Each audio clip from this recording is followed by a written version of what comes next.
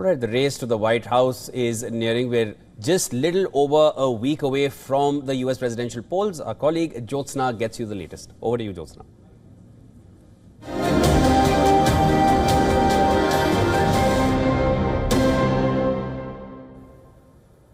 All right, in less than 2 weeks from now, Americans will be heading to polls as both Democrats and Republicans eye closing the campaign trail on a high.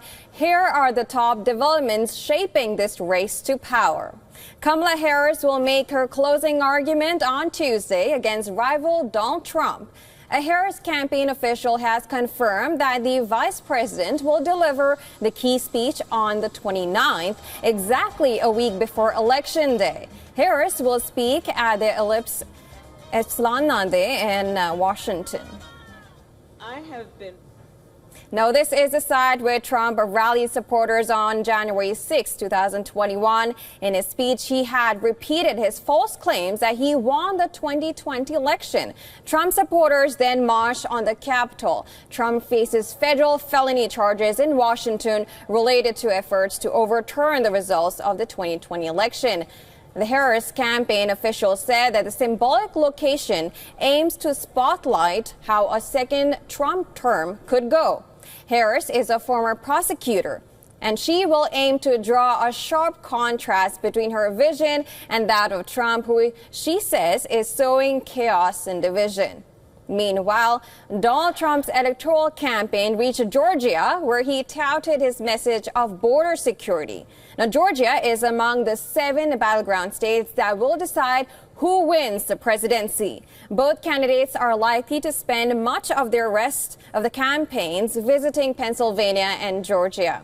As opinion polls continue to show dead heat in the swing states, 46 states and regions have already started mail-in ballots. Several states, including the battlegrounds of North Carolina and Georgia, set records on their respective first day of early voting. Democratic vice presidential candidate Tim Walz has also cast his vote early for Kamala Harris. His wife and first-time voter's son also joined the Minnesota governor.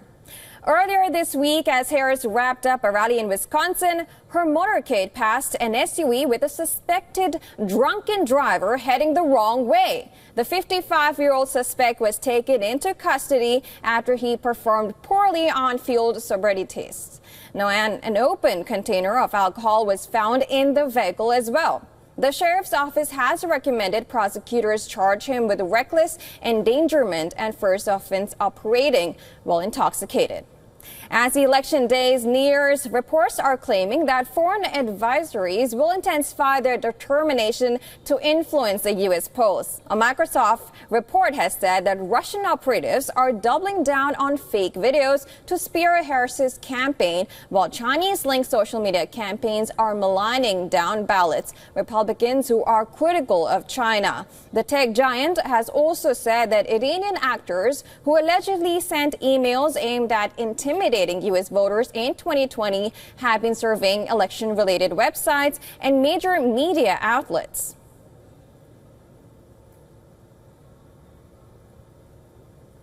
Now, correspondent Susan Tadani brings you more details on that.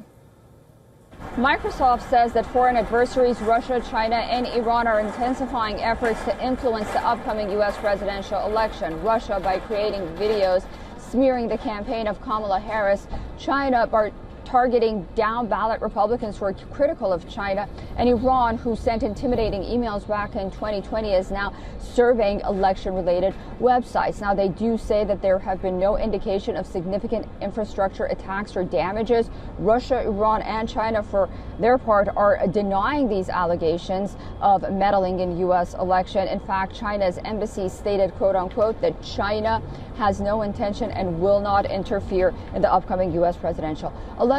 Iran's mission to the United Nations also said that allegations are fundamentally false. Russia has not denied these specific allegations, but has denied these allegations in the past. U.S. officials continue to say that they have confidence in the security of this year's election. However, they say that voters should stay vigilant regarding deceptive online activity, especially around Election Day. Susan Tehrani reporting from New York for WION World this one.